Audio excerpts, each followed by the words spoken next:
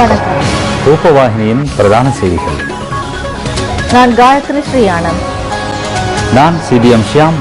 தான் பொதுநலவாய அமைப்பின் தலைமை பதவியை வகிக்கும் காலத்துக்குள் இளைஞர்களுக்கு ஆக்கப்பூர்வமாகவும் அர்த்த புஷ்டியாகவும் சந்தர்ப்பம் அளிப்பதற்காக உயர்ந்தபட்ச அளவில் அர்ப்பணிப்புடன் செயற்பட உள்ளதாக ஜனாதிபதி மஹிந்த ராஜபக்ஷ தெரிவித்துள்ளார்.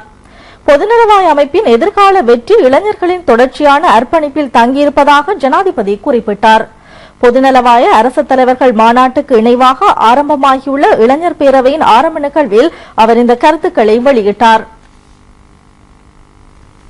இளைஞர் பேரவையின் ஆரம்ப நிகழ்வில் கலந்து கொள்வதற்காக வருகை தந்த ஜனாதிபதியை பொதுநலவாய அமைப்பின் செயலாளர் கமலேஷ் சர்மா, இளைஞர் அலுவல்கள் மற்றும் திறன் அபிவிருத்தி அமைச்சர் டலஸ் அழகபெருமா ஆகியோர் வரவேற்றனர்.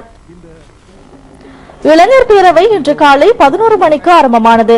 ஹம்பாந்தோட்டை மாகம் ருகுணபுர சர்வதேச மாநாட்டு மத்திய நிலையத்தில் இந்த மாநாடு எதிர்வரும் 14ஆம் தேதி வரை நடைபெறும். 53 நாடுகளைச் சேர்ந்த 106 இளைஞர் பிரதிநிதிகள் இதில் பங்கேற்கின்றனர்.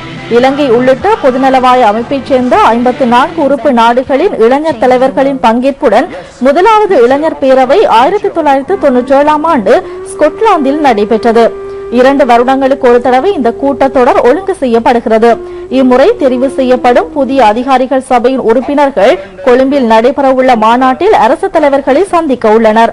இந்த மாநாட்டில் இளைஞர்களின் சர்வதேச பொறுப்புகள் சார்ந்த 8 விடயங்கள் விரிவாக ஆராயப்படும். இந்த கருத்துக்களை அரசு தலைவர்கள் மாநாட்டில் முன்வைக்க திட்டமிடப்பட்டுள்ளது.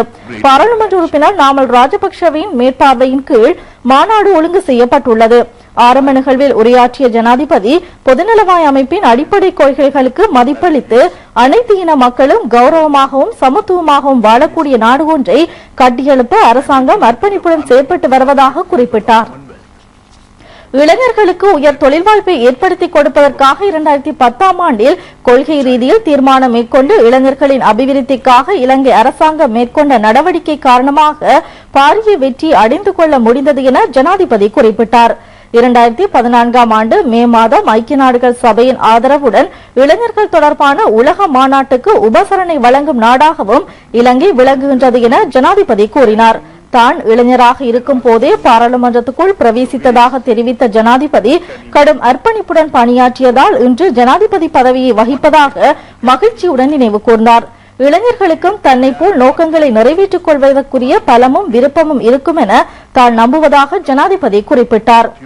துரிதமாக முன்னேறி வரும் உலகில் தேசிய அபிவிருத்திக்கு இளைஞர்களின் பங்களிப்பு மிகவும் அவசியமானதொன்றாகும் என பொதுநலவாய அமைப்பின் செயலாளர் நாயகம் கமலேஷ் சர்மா தெரிவித்தார். இலங்கையின் உபசரிப்பையும் அவர் பாராட்டினார். 30 வருட கால யுத்தத்தை பூர்த்தி செய்து முன்னேறி வரும் இலங்கையின் இவ்வாறான இளைஞர்கள் மாநாடு ஒன்றை நடத்துவதற்கு தீர்மானம் மேற்கொண்டமைக்காக பொதுநலவாய அமைப்புக்கு நன்றி தெரிவிப்பதாக அமைச்சர் டலஸ் அழகபெரும தெரிவித்தார். பல கலாசார நிகழ்ச்சிகளும் இங்கு இடம்பெற்றன. ஜனாதிபதியின் பாரியார் திருமதி சிரந்தி ராஜபக்ஷ, அமைச்சர்கள், பாராளுமன்ற உறுப்பினர்கள் என பலரும் இந்த இளைஞர்கள் பேரவையின் ஆரம்ப நிகழ்வில் கலந்து கொண்டனர். இலங்கை மக்கள் வரும் சமாதானத்தை மட்டுமன்றி நிலையான சமாதானத்தையும் நல்லிணக்கத்தையும் நோக்கி பயணித்து வருவதாக ஜனாதிபதி மஹிந்த ராஜபக்ச தெரிவித்துள்ளார். சமாதானமின்றி அபிவிருத்தியையோ அபிவிருத்தியின்றி சமாதானத்தையோ எதிர்பார்க்க முடியாதென அவர் சுட்டிக்காட்டினார். காலியில் இன்று மாலை ஆரம்பமான பொதுநலவாய மக்கள் பேரவை அமர்வில் ஆரம்ப நிகழ்வின் போது ஜனாதிபதி இதனை தெரிவித்தார்.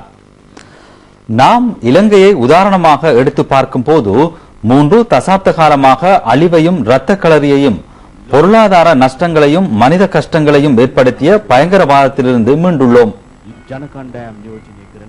எமது வரலாற்றில் இந்த கவலைக்குரிய காலகட்டம் பௌதிக ரீதியில் அழிவை ஏற்படுத்தியது மட்டுமன்றி எமது மக்களின் உள்ளங்களிலும் பாதிப்பை ஏற்படுத்தியது.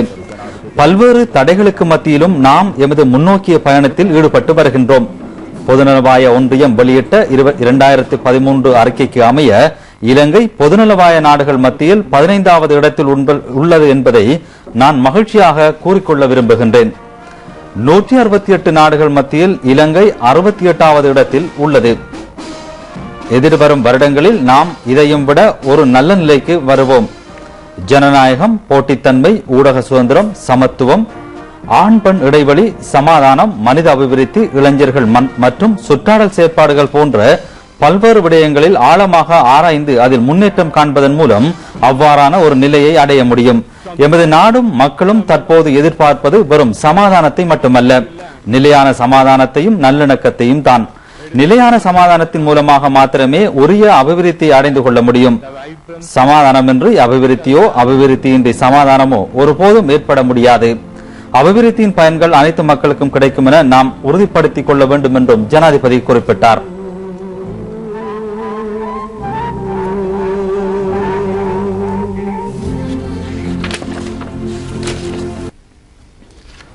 பொதுநலவாய அரச தலைவர்கள் மாநாட்டிற்கும் ஜனாதிபதி மஹிந்த ராஜபக்சவிற்கும் நல்லாசி வேண்டி ஹிக்கடுவ சீனிகம தேவாலயத்தில் விசேட சமய வழிபாடுகள் ஒழுங்கு செய்யப்பட்டிருந்தன. இது தேவாலயத்தின் முன்றலில் நேற்று இடம்பெற்றது. இம்முறை பொதுநலவாய அரச தலைவர்கள் மாநாட்டில் ஜனாதிபதி அதன் தலைமை பதவியை வகிக்கின்றார். சௌபாக்கியம் மிக்க காலமும் அனைத்து நல்ல எதிர்பார்ப்புகளும் நிறைவேற வேண்டும் என பிரார்த்தித்து இந்த வழிபாடுகள் இடம்பெற்றன.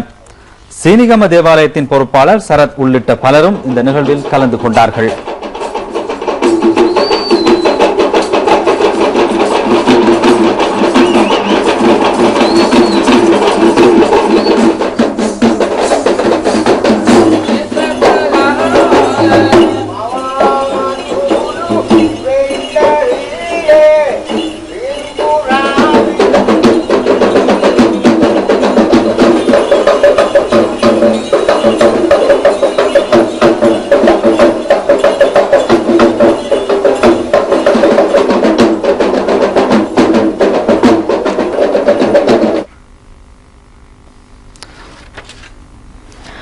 பொதுநலவாய அரசு தலைவர்கள் மாநாடு தொடர்பான தகவல்களை உலகம் பூராகவும் பரப்பும் பொதுநலவாய ஊடக மத்திய நிலையத்தின் நடவடிக்கைகள் ஆரம்பமாகியுள்ளன. குளோப்காஸ்ட் சர்வதேச தொலைக்காட்சி சேவை மாநாட்டின் ஊடாக செயற்பாடுகளை வழிநடத்துகிறது. எந்த ஒரு தகவலையும் உடனுக்குடன் முழு உலகத்திற்கும் வழங்குவது என்றால் அது ஊடகம்தான். இன்று ஆரம்பமான பொதுநலவாய மாநாட்டின் சகலவிதமான தகவல்களையும் வழங்குவதற்காக அமைக்கப்பட்டிருக்கின்ற இந்த ஊடக மத்திய நிலையம் இன்று ஆரம்பித்து வைக்கப்பட்டது. இந்த ஊடக மத்திய நிலையம் சர்வதேச மற்றும் உள்ளூர் ஊடகவியலாளர்களால் நிறைந்து காணப்படுவதைத்தான் எங்களுக்கு இங்கு அவதானிக்கக்கூடியதாக இருக்கிறது. செய்தி திரட்டுவதற்காக ஒன்று கூடும் 1000க்கும் அதிகமான உள்நாட்டு வெளிநாட்டு ஊடகவியலாளர்களுக்கு இங்கு தேவையான வசதிகள் செய்யப்பட்டுள்ளன. கொழும்பிலும் அதற்கு வெளியேயும் இடம்பெறும் வைபவங்களையும் கூட்டத்தொடர்களையும் ஒளிபரப்புவதற்கு உயர் தொழில்நுட்ப தொடர்பான சாதனத்தின் செய்மதி தொழில்நுட்பம் பயன்படுத்தப்படும். இலங்கை ரூபவாகினி கூட்டுத்தாபனம் குளோப்காஸ்ட் சர்வதேச தொலைக்காட்சி சேவையுடன் இணைந்து மாநாட்டின் அனைத்து தகவல்களையும் வெளியிடுவதற்கு தயாராக உள்ளது. வெளிநாட்டு தொலைக்காட்சிகள், வானொலிகள் மற்றும் அச்சு ஊடகங்களுக்கு தேவையான வசதிகளை இந்த ஊடக மத்திய நிலையம் கொண்டுள்ளது. பொதுநலவாய அமைப்பின் லண்டன் பிரதான அலுவலகத்தில் இருந்து மாநாடு தொடர்பான தரவு மத்திய நிலையம் ஒன்றும் அரசு தலைவர்களுடனான நேர்காணலுக்கான ஒதுக்கப்பட்டுள்ள சில கலையகங்களும் நிறுவப்பட்டுள்ளன.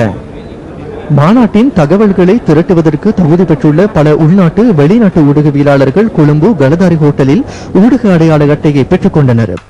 உள்நாட்டில் 535 ஊடகவியலாளர்களும் வெளிநாடுகளில் இருந்து 350 ஊடகவியலாளர்களும் செய்தி சேகரிக்க தகுதி பெற்றுள்ளனர். பொதுநலவாய உச்சி மாநாடு அதனோடு இணைவாக இடம்பெறுகின்ற பல்வேறு நிகழ்வுகளையும் உங்களுக்கு வழங்குவதற்காக தேசிய தொலைக்காட்சி தயாராக இருக்கிறது. நான் ரூபவாகினியின் செய்திகளுக்காக SDM ஜஹ்ரான், கொழும்பு பண்டாரநாயக்க ஞாபகார்த்த சர்வதேச மாநாட்டு மண்டப வளாகத்திலிருந்து. தேசிய பொப்பி மலர் தினம் இன்றாகும். இலங்கை முன்னாள் படை வீரர்கள் சங்கம் ஒவ்வொரு வருடமும் நவம்பர் 11ஆம் திகதியில் வரும் ஞாயிற்றுக்கிழமை அல்லது அதனை அண்மித்த ஞாயிறு தினத்தில் இத்தினத்தை அனுஷ்டிக்கின்றது. நாட்டின் இறைமையையும் இயல்பு வாழ்க்கையும் பாதுகாப்பதற்காக உயிர் தியாகம் செய்த படை வீரர்களுக்கு மரியாதை செலுத்துவது இதன் நோக்கமாகும். முதலாவது உலக மகா யுத்தம் 1918ஆம் ஆண்டில் 11வது மாதம் 11ஆம் தேதி 11 மணித்தியாலத்தில் 11 நிமிடத்தில் நிறைவு செய்யப்பட்டதை அடிப்படையாக கொண்டு பொதுநலவாய நாடுகளும் ஏனைய நாடுகளும் ராணுவ வீரர்களை நினைவு கூர்ந்து இந்த பொப்பி மலர் தினத்தை அனுஷ்டிக்கின்றன. முதலாவது உலக மகா யுத்தத்தில் மிக கடுமையான யுத்த களமாக வர்ணிக்கப்படும் பிளண்டன்ஸ் பகுதியில் மலர்ந்த சிவப்பு பொப்பி மலர் யுத்தத்தின் போது கொட்டிய ரத்தத்தை எடுத்துக்காட்டுவதற்காக பயன்படுத்தப்படுகிறது. விஹார மகாதேவி பூங்காவில் ராணுவ தூபிக்கு முன்னால் இன்று காலை தேசிய பொப்பி மலர் தின வைபவம் நடைபெற்றது. மேல்மாகாண ஆளுநர் அலவி மௌலானா இதில் பிரதம அதிதியாக கலந்து கொண்டார். தூதுவர்கள், ஓய்வு பெற்ற முப்படை வீரர்கள் உட்பட பலரும் இந்த நிகழ்வில் கலந்து கொண்டார்கள்.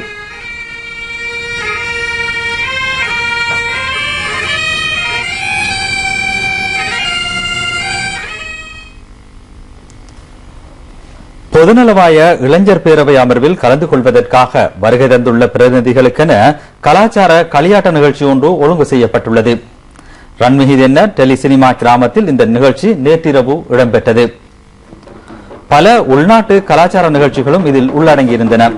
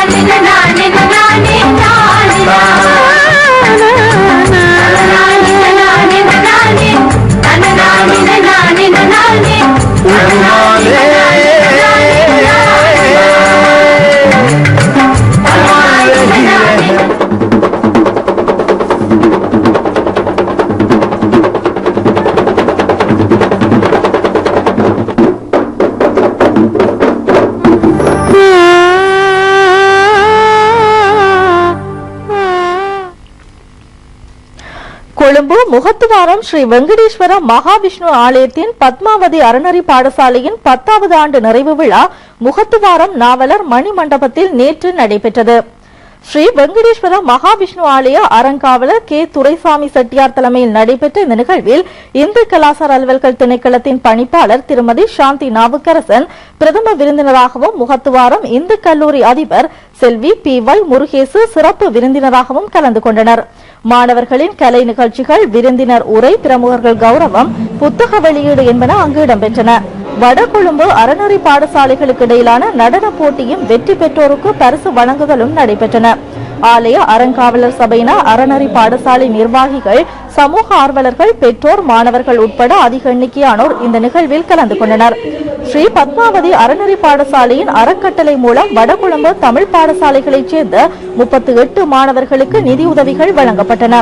2003ஆம் ஆண்டு ஆரம்பிக்கப்பட்ட இந்த அறநெறி பாடசாலையில் 450 மாணவர்களுக்கு சமய கல்வி, யோகாசன பயிற்சி, கலை, கலாசார பயிற்சி என்பன வழங்கப்பட்டு வருவது குறிப்பிடத்தக்கது.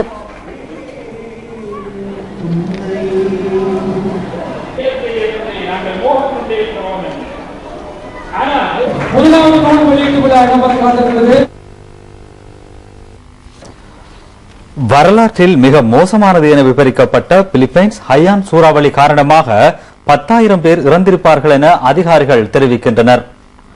கிழக்கு பகுதி நகரமான டெக்லோபானில் வீடுகள், பாடசாலைகள் என்பன தரைமட்டமாக்கப்பட்டதோடு அங்குள்ள ஒரு விமான நிலையமும் சேதமடைந்துள்ளது. அருகிலுள்ள சமார் தீவும் பெரிதும் பாதிக்கப்பட்டுள்ளதாகவும் 300 பேர் இறந்துள்ளார்கள் என்றும் அறிவிக்கப்படுகின்றது. 2000 மக்கள் காணாமல் போயுள்ளனர். சுத்தமான குடிநீர், மின்சாரம், உணவுப் பொருட்கள் என்பன பற்றாக்குறையாக உள்ளதாகவும், நிவாரணப் பொருட்களை விநியோகிப்பதில் அதிகாரிகள் பெருமளவு சிரமங்களை எதிர்நோக்குவதாகவும் அறிவிக்கப்படுகின்றது. டெக்லோபானிலிருந்து வெளியேறவென அதிக எண்ணிக்கையானோர் விமான நிலையத்தில் திரண்டுள்ளனர். ஐக்கிய நாடுகள் அதிகாரி ஒருவர் தகவல் தருகையில் 3 மீட்டர் தொடக்கம் 10 மீட்டர் உயரத்துக்கு பெருவெள்ளம் காணப்பட்டதாகவும் 15 மீட்டர் உயரத்துக்கு கடல் அலைகள் எழுந்துள்ளதாகவும் தெரிவித்தார். பிபிசி ஸ்தாபனம் அதன் செய்தி அறிக்கையில் இந்த சூறாவளி ஹனோயின் தென்பகுதியில் நாளை மோதும் என தெரிவித்துள்ளது.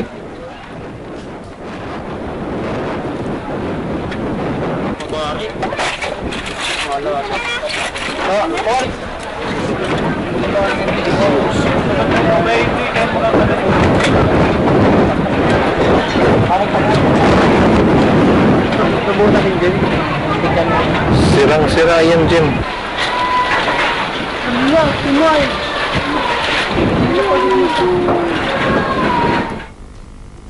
வணக்கம்.